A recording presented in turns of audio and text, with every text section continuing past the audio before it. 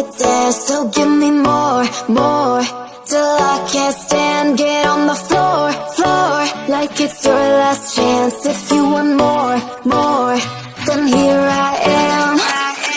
So strict, remember to fly, hands up and touch the sky. Assalamualaikum warahmatullahi wabarakatuh. Waalaikumsalam warahmatullahi wabarakatuh. Alhamdulillahirobbilalamin wassalatu wassalamu ala asyrofil anbiya'i wal mursalin wa ala alihi washabihi ajmain. Perkenalkan dulu, nama saya Lina Sri Mulyani, asal saya dari Cimara. Saya mengajar di TK Asih. Dan sekarang alhamdulillah berkesempatan menjadi pengajar praktik Pak Ajat selama di pendidikan guru penggerak ini. Saya CGP-nya ada 6, alhamdulillah yang dekat-dekat. Dan tentunya Pak Ajat juga sebagai guru penggerak yang bisa dikatakan berprestasi, tidak terlepas ya Pak Ajat dari teman-teman yang ada di sini. Saya juga terima kasih pada senior-senior, di dia rencangan mama sareng Bapak Abdi sadaya. Alhamdulillah tiasa sumping nepangkeun pemerintah Kak Abi nuhunkeun izin sareng waktosna Bapak paminten unggal sasi Abdi pasti hadir. Berkaitan dengan pendampingan individu kedua ini adalah temanya membahas tentang visi misi dan prakarsa perubahan. Kebetulan Pak Ajat ini sudah belajar di kemarin modul 1.3 nih Pak Ajat ya. Karena Pak Ajat ini 6 bulan harus selesai 10 modul. Sekarang baru 4 ya Pak Ajat. 1.4 ya. Nah, baru 4 modul sekarang. Jadi yang kemarin 1.3 itu mengenai pembuatan visi misi. Ini merupakan proses pembelajaran Pak Ajat di pendidikan guru penggerak itu Pak Punten. Nah, walaupun Pak Ajat ini hanya proses pembelajaran untuk membuat visi misi, tetapi saya harap sebagai pengajar praktik Pak Ajat itu bisa mengaplikasikan di sekolah untuk menjadi refleksi, karena kan kita kemarin mah udah ya di sekolah mah udah membuat visi misi dan lain sebagainya. Nanti ke depan Pak Ajat sudah tahu nih aturan-aturannya, sudah semua juga di sini sudah senior, pasti sudah paham dan tata cara membuat visi misi. Tetapi mungkin ada lagi pengupgradean ilmu ya Pak Ajat ya, bagaimana caranya menentukan visi misi, berdiskusi tentang visi misi sekolah ini, apa yang dibutuhkan, apa yang kurang, apa yang sudah lebih, apa yang harus ditingkatkan. Pak Ajat sudah tahu. Nah, hari ini adalah praktek di mana Pak Ajat akan menjelaskan tentang bagaimana pembentukan visi misi menjadi sebuah prakarsa perubahan yang nantinya akan dibawa ke sekolah. Walaupun begitu, tidak akan merubah visi misi yang sudah ada di sekolah. Ini hanya praktek saja untuk refleksi dan evaluasi ke depan. Tahun ajaran baru mungkin bisa diterapkan oleh Pak Ajat dan teman-teman di sini, karena memang visi misi itu harus ada di sekolah. Nah, nanti yang berbeda dari visi misi guru penggerak yang sudah Pak Ajat buat, silakan disinkronkan dengan teman-teman apa yang harus dibuang, apa yang harus ditambah. Tapi sekali lagi tidak akan mengubah visi misi yang sekarang sudah fix, sudah gitu Bapak Ibu. Saya di sini sebagai moderator, nanti waktu silakan saya serahkan ke Pak Ajat. Saya hanya merefleksi saja nanti di akhir. Mungkin hanya itu penjelasan dari saya tentang kegiatan di pendidikan guru penggerak ini dan tentang kegiatan pendampingan individu kedua ini. Sebelum Pak Ajat, waktu dan tempat saya silakan kepada Bapak Kepala SD 2 Cianjur. Terima kasih kepada pengajar di CGP Angkatan 11. Terima kasih atas kehadirannya. Assalamualaikum warahmatullahi wabarakatuh. Bapak Ibu guru SD 2 Cianjur yang saya hormati, khusus Bapak pengajar praktek di CGP Angkatan 11 yang saya hormati, kemudian CGP itu sendiri, Pak Ajat yang saya hormati. Barangkali dalam kesempatan hari ini, alhamdulillah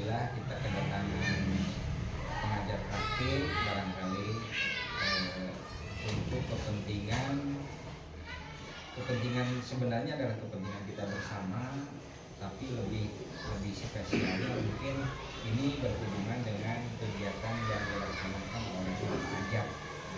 Jadi kami rekan-rekan di sekolah ini mendukung sepenuhnya pada kegiatan yang sedang dilaksanakan hari ini.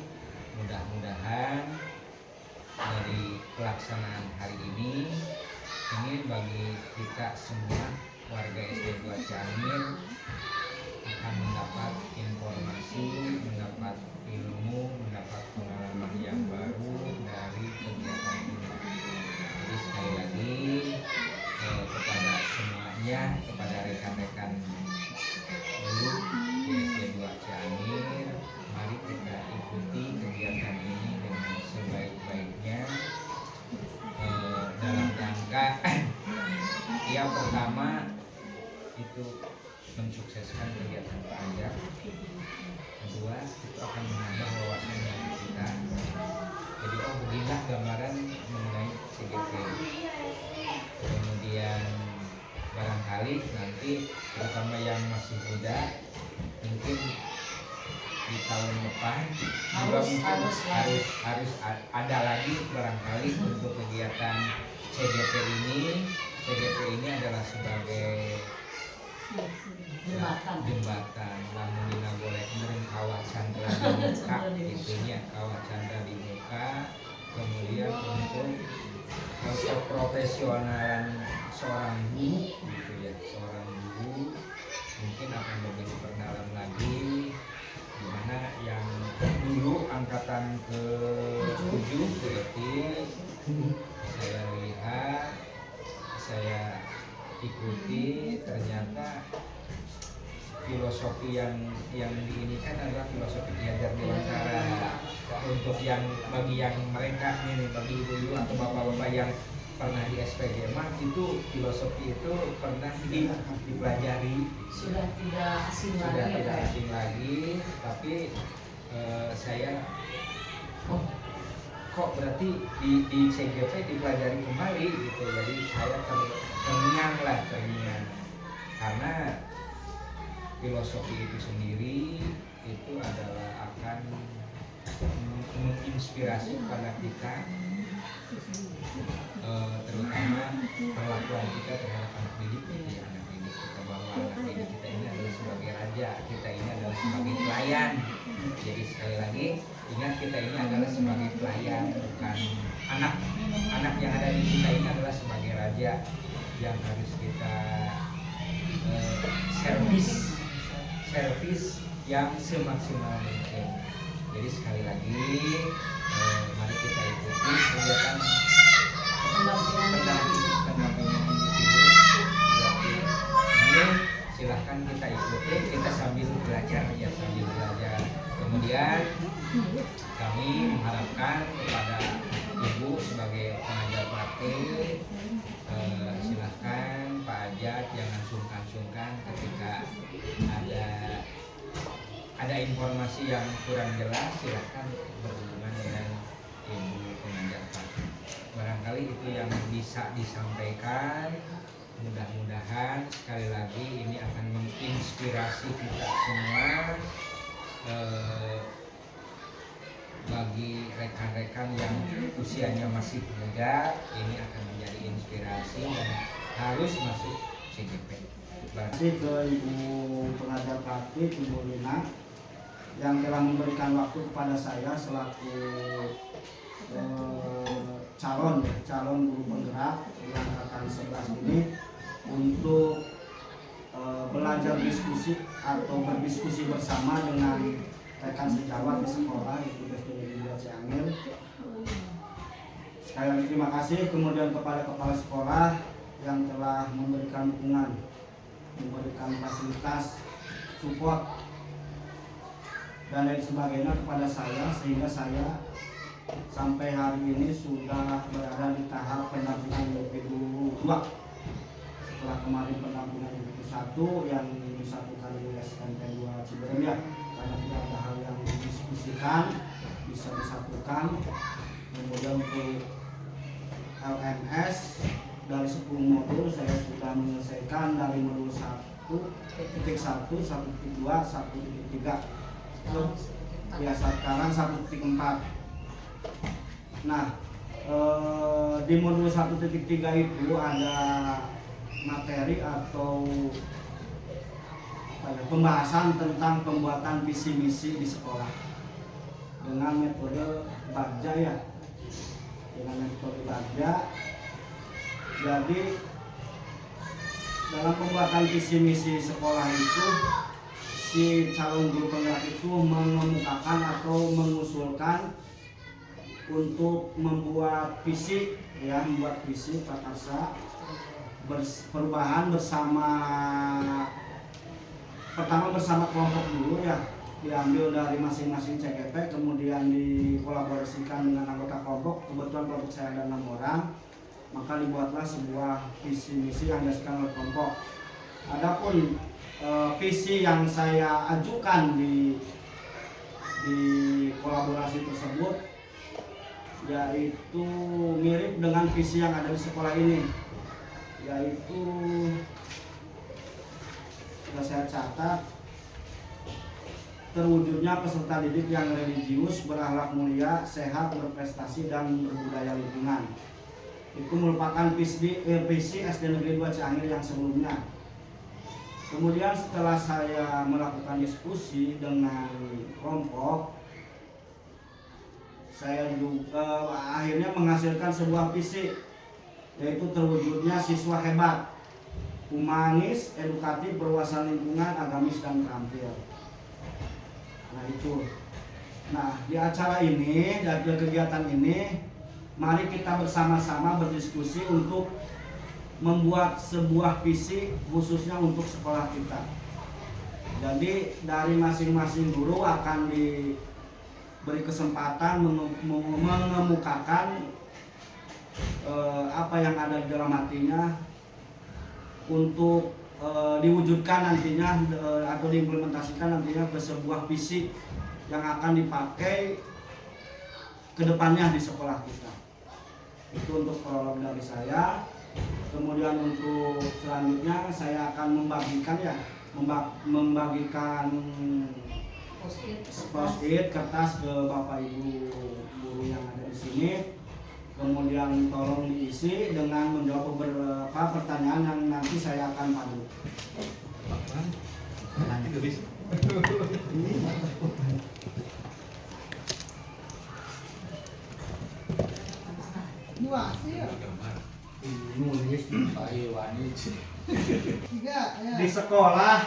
Di sekolah kita mengutamakan apa? Di sekolah ke murid apa ke guru? Di sekolah berarti di sekolah. Berarti ini mah sekolahnya ya? Apapun, mau sekolahnya, mau gurunya, mau anaknya. Mengutamakan apa?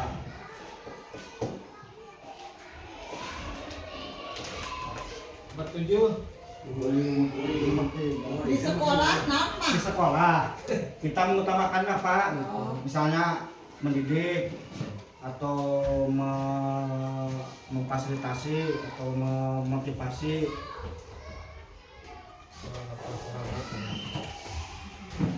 Kita mengutamakan apa?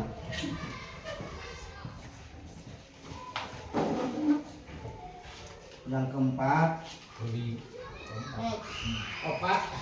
murid di sekolah kita sadar betul bahwa titik-titik. Murid di sekolah kita sadar betul bahwa hak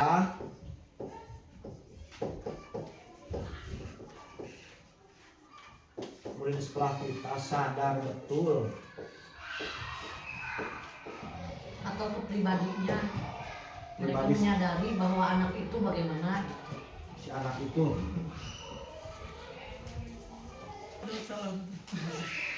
Yang kelima ya, kita warga di sekolah ini yakin untuk keyakinan kita di sekolah apa sebagai warga untuk sekolah. Kita warga di sekolah ini yakin untuk bahwa kita dan warga di sekolah ini paham bahwa titik Lebih ke apa itu? Nomor 6 itu apa? Kita dan warga sekolah ini paham bahwa Jadi 2 kolam aja atau berapa? kita memimpikan murid-murid yang titik-titik. Masih juga diambil ya? Iya. Dari beberapa jawaban ini ada yang menjawab pemberani, terampil, kemudian berakhlak mulia, anak cerdas, anak berakhlak, terus berwawasan Indonesia, cerdas, bertakwa, rajin dan mandiri. Kemudian murid yang pintar, baik dan bersih-bersih. Yang selanjutnya bisa calistung, modal utama. Ini ada yang menarik dari jawaban yang pertanyaan pertama, yang bisa calistung modal utama. Mungkin bisa memberikan alasan terkait jawaban tersebut, Pak. Mangga dipersilahkan yang menjawab bisa calistung modal utama. Dipersilahkan. Assalamualaikum warahmatullahi wabarakatuh. Waalaikumsalam warahmatullahi wabarakatuh. Kenapa saya mengajukan visi misi itu adalah semua murid harus bisa calistung. Memang itu merupakan modal utama. Kalau kelas rendah, kelas 1, 2, 3 misalnya tidak bisa calistung, naik ke kelas 3 itu, jadi naik ke kelas 4 itu, di kelas 4 kelas yang seterusnya itu merasa gimana ya, guru-gurunya itu merasa keberatan. Apalagi di masalah perkalian itu hampir di semua sekolah itu perkalian itu sangat sulit, maka naik ke kelas tinggi itu adalah susah untuk diteruskannya. Mungkin itu aja. Assalamualaikum warahmatullahi wabarakatuh. Waalaikumsalam warahmatullahi wabarakatuh. Terima kasih ke Bapak Rohadi Krisnaputri yang telah memberikan alasan dengan jawaban yang pertanyaan nomor 1, yaitu bisa calistung modal utama. Kemudian satu lagi ya, jawaban yang pertanyaan pertama, yaitu anak cerdas, anak berakhlak, berwawasan Indonesia. Ini tertarik saya dengan kata berwawasan Indonesia. Mungkin bisa diberikan alasannya. Ya, Terima kasih. baik, karena untuk kegiatan sekolah dasar sampai bahkan sebelumnya prasekolah, anak itu tidak terlalu banyak ditanamkan kognisinya, tapi ditanamkan tentang akhlaknya, tentang sikapnya yang utama. Dan juga yang paling utama adalah mengenal bahwa dia dari mana, asal dari mana, dan mau kemana. Salah satunya bahwa dia adalah orang Indonesia, Ya. menjadi orang kebanggaan Indonesia, sehingga masa depannya itu dia itu akan mencintai Indonesia seluruh hati gitu. Terima kasih ke Pak Alek yang telah memberikan alasan terkait jawabannya, yaitu berwawasan Indonesia. Itu untuk pertanyaan pertama. Yang ke pertanyaan kedua, lanjut. Kita percaya bahwa murid adalah berubah sesuai dengan yang diharapkan. Titipan orang tua bisa berubah yang kita harapkan. Anak yang punya berbagai karakter, mampu bersaing, pribadi yang unik, kertas yang masih bersih, punya ide, punya apa ini ya? Punya ide, punya bakat, sama punya skill. Punya skill, punya ide, punya bakat. Itu beberapa jawaban dari Bapak Ibu guru. Kita bahas yang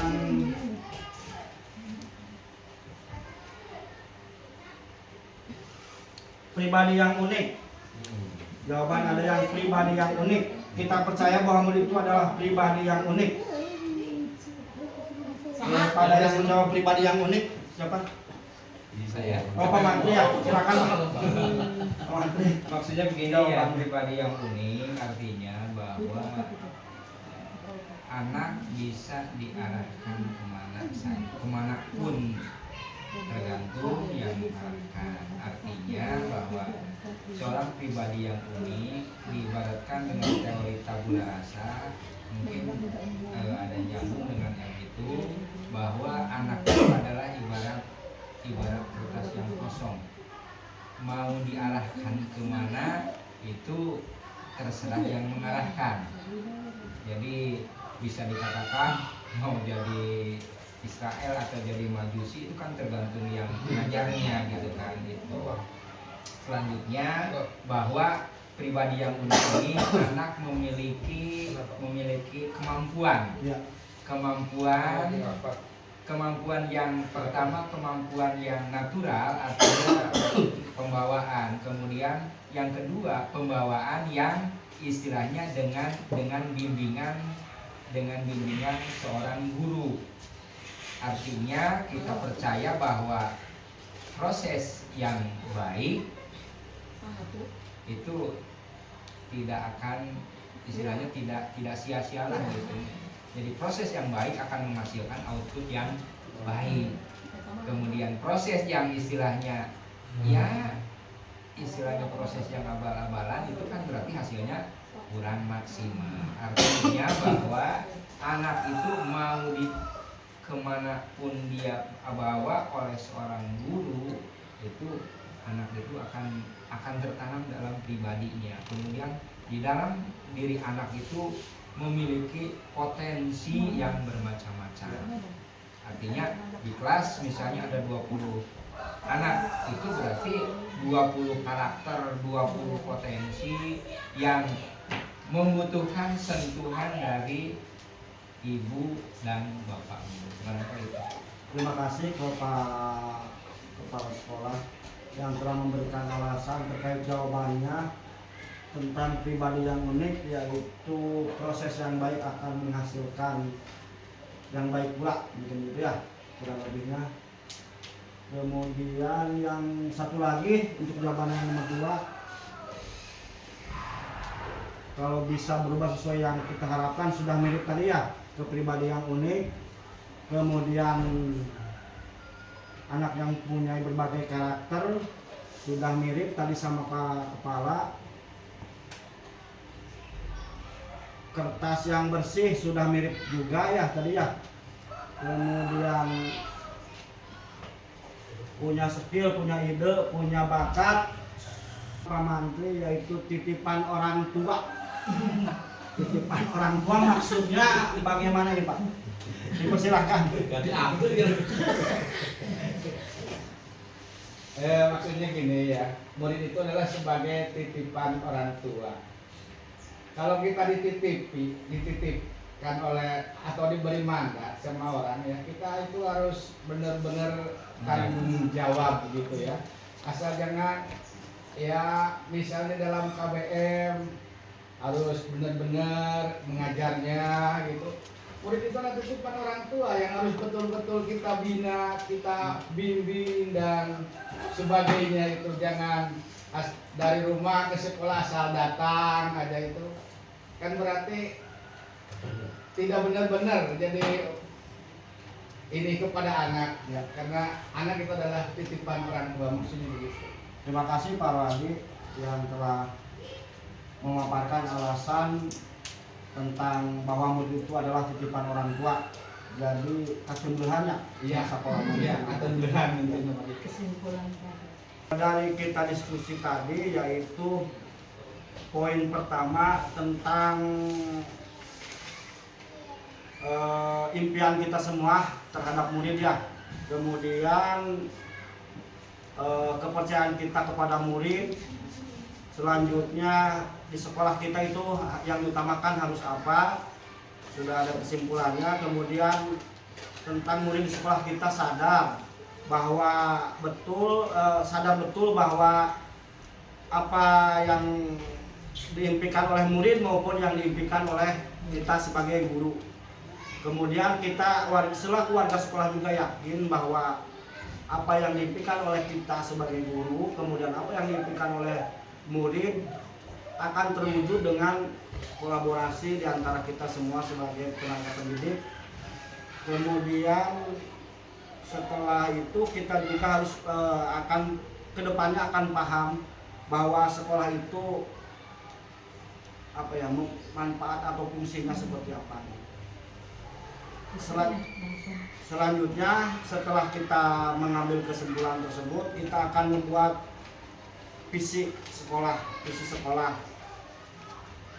Perlu diketahui ya, untuk visi sekolah yang tahun lalu ada datanya di saya bahwa visi sekolah kita itu terwujudnya peserta didik yang religius, berakhlak mulia, sehat, berprestasi, dan berbudaya lingkungan. Nah, menurut Bapak Ibu semua, apakah visi sekolah kita yang kemarin masih relevan atau perlu ada perbaikan tidak setelah kita melakukan diskusi hari ini? Mungkin ada masukan dari Pak Mantri, dari guru-guru yang lain, dari rekan semua tentang visi kedepannya kita di sekolah gitu. Kalau tahun kemarin kan terwujudnya peserta didik yang religius, berakhlak mulia, sehat, berprestasi, dan berbudaya lingkungan.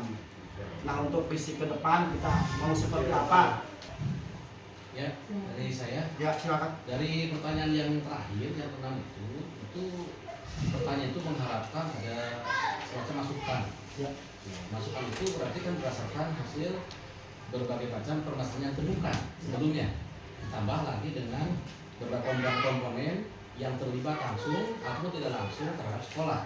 Karena yang berhubungan ini adalah tentang produknya adalah produk manusia, maka tentu saja perubahan pada manusia itu akan sangat cepat sekali. Ya, betul. Karena manusia itu tidak seperti kita mencetak di sebuah pabrik yang menghasilkan sebuah robot. Ya. Di mana robot itu bisa dikendalikan dari jarak jauh. Dan itu sangat paten, 99% itu tidak bisa berubah. Tapi manusia ketika salah satunya tidak terkontrol, maka dia berubah. Seperti kita memberikan pengetahuan pada siswa pada jam 5 atau jam 7, maka jam 1 sudah hilang. Ya, betul kan? Nah, oleh karena itu perlu kiranya setiap tahun itu melakukan satu pembahasan untuk bisa apakah kecenderungan penerapan atau tidak, kemungkinan tidak, karena apa, indikator-indikator yang ditemukan pasti akan Berbeda. menghasilkan satu perbedaan. Oleh karena itu sekiranya untuk yang sudah tulisan tadi dimohon untuk dirubah, karena itu menurut saya itu tahun 2006 itu KTSP kalau nggak salah ya, mohon untuk karena udah merdeka, jadi bagaimana nih ya. Jadi apalagi ke depan ini kita mau dapat makan gratis nih, persiapan gitu. Nah, Terima kasih Pak Arep yang telah mengemukakan pendapatnya tentang ya pada inti nama dinamis ya, berubah mengikuti zaman gitu ya. Sesuai kodrat zaman, sesuai filosofi Khairul Dewantara itu kodrat zaman dan kodrat alam ya mungkin ya. Di sini ya saya sudah merumuskan visi yang mungkin apa ya, tinggal memoles saja gitu ya. Kami kan kemarin sudah berkolaborasi di kelompok yang 6 orang itu, yang bersama Bu Pepe dan fasilitator yang orang Tasik itu ya, Pak Nana Suryana. Ini yang saya ajukan di kelompok itu, yaitu terwujudnya siswa hebat, humanis, edukatif, berwawasan lingkungan, agamis, dan terampil. Itu visi yang saya ajukan gitu kemarin. Adapun turunannya atau penjelasannya, humanis itu jadi membangun hubungan yang baik di antara siswa dengan siswa, siswa dengan orang tua, siswa dengan guru maupun interaksi ya, berarti seperti sana gitu. Kemudian edukatif, jadi si siswa itu apa ya istilahnya, tidak berhenti belajar. Jadi setiap waktu itu sikap, tindak, perilakunya mengandung unsur edukatif gitu, mengandung unsur pendidikan gitu. Jadi dia bisa menjadi teladan untuk dirinya, untuk rekannya, untuk lingkungannya, sekolahnya gitu. Itu harapan saya, visi yang terkait dengan edukatif. Kemudian berwawasan lingkungan itu maksudnya apa ya, mencintai lingkungan ya, itu melestarikannya seperti ya, ke arah mencintai lingkungan sekolah. Jadi ketika piket atau ketika bersih itu merupakan sebuah tanggung jawab, bukan lagi sebagai apa ya, kewajiban gitu.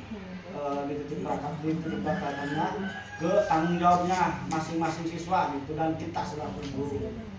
Kemudian agamis sudah jelas ya, jadi selalu berpatokan kepada Allah Subhanahu wa Ta'ala. Setiap tingkah laku dan perbuatan itu didasarkan kepada Tuhan Yang Maha Esa atau Allah Subhanahu wa Ta'ala. Kemudian terampil, diharapkan siswa kedepannya menjadi segala bisa lah gitu, ringkas, inovatif, kreatif. Jadi saya kan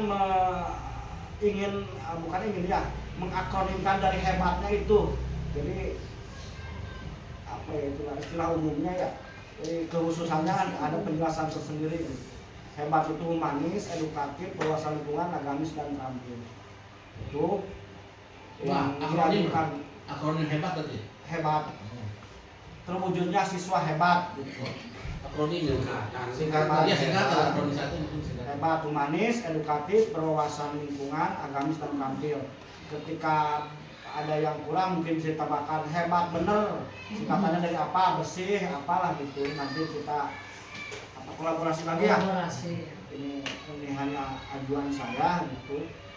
Kemudian untuk prakarsa perubahannya, saya mengajukan penanaman pembiasaan positif pada murid gitu ya. Jadi sedikit demi sedikit kita melakukan perubahan dengan pembiasaan positif yang sudah berjalan dari Ibu Ustaz ya, yasinan berjamaah. Kemudian yang hari Selasa itu di EPSA senam bersama gitu kalau pagi. Terus penyambutan anak juga itu budaya positif, hal yang Masagi ya, yang siswa di pagi hari itu terus terang belum terlaksana dengan apa ya, perlu ya, perlu itu lagi Jalan-jalan, ya. Budaya olahraga, positif. di lingkungan. Saya kembalikan lagi intinya ke Bapak Ibu guru semua, apa yang terbaik solusinya untuk mengatasi seperti yang Pak Rohadi bilang, ngobrol beralakan dalam acara Masagi mungkin ya, Bapak siswa di pagi hari mungkin ada. Jadi tidak boleh apa ya, jadi ketika ada masalah harus mencari solusi sendiri kan itu ya prinsipnya. Jadi mungkin dari Pak Rohadi ada solusinya, masukan untuk ngobrol beralakan itu, untuk menghilangkan abad beralakan. Seharusnya memang kembali ke diri kita sendiri, ke diri kita sendiri. Kalau diri kita sendiri tidak menerima, ya itu akan terjadi. Ya, dulu ya betul ya. Harus kembali ke diri sendiri. Saling mengingatkan. Iya.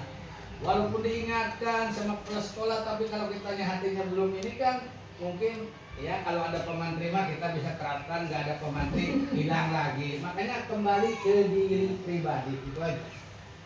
Oh ya, terima kasih Pak Wahdi. Mungkin itu alternatif solusi ya dari Pak Wahdi tentang berbalapkan program Masagi maupun siswa di pagi hari.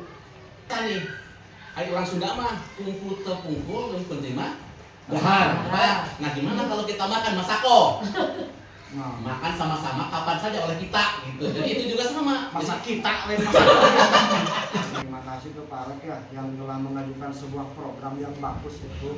Masako bah, Program yang bagus, nanti saya angkat itu, benar saya angkat. Karena Masako itu ada kan Royko.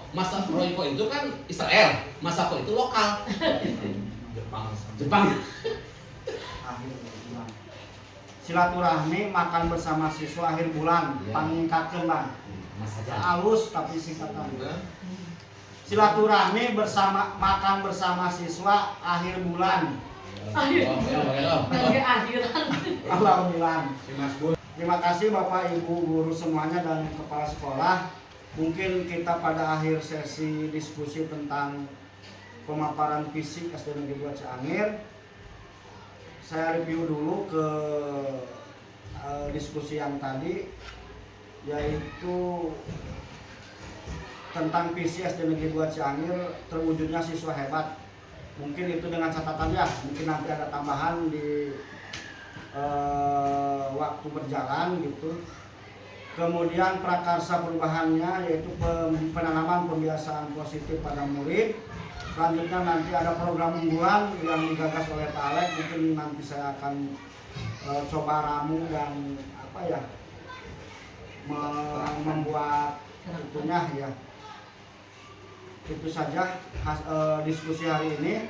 Terima kasih kepada semuanya. Mohon maaf apabila ada hal-hal yang kurang berkenan, kekurangannya, karena ini hal yang perdana bagi saya, diskusi intensif secara langsung begini, kemudian secara kekeluargaan dan secara intim mungkin. Terima kasih Pak Menteri, PP. Ditutup saja. Akhirul kalam, billahi taufiq wal hidayah. Wassalamualaikum warahmatullahi wabarakatuh. Untuk selanjutnya menuju kuesioner ya. Alhamdulillah hari ini banyak masukan-masukan positif dari rekan-rekan semua. Nah, inilah gambaran tentang pembentukan visi misi di sekolah setiap tahunnya. Saya harapkan karena sekarang teman-teman, rekan-rekan sudah tahu bagaimana susunan-susunan, tahapan-tahapan dalam pembuatan visi misi, ya seperti inilah gitu. Jadi tidak ditulis secara pribadi, misalkan oleh Bapak Kepala saja atau oleh satu guru, tetapi visi misi itu terlahir, terbentuk karena dari buah pikiran dari Bapak Ibu semuanya. Dari hasil refleksi dan evaluasi dari tahun-tahun sebelumnya, apa yang kurang, apa yang harus ditambahkan, apa yang harus ditetapkan juga begitu.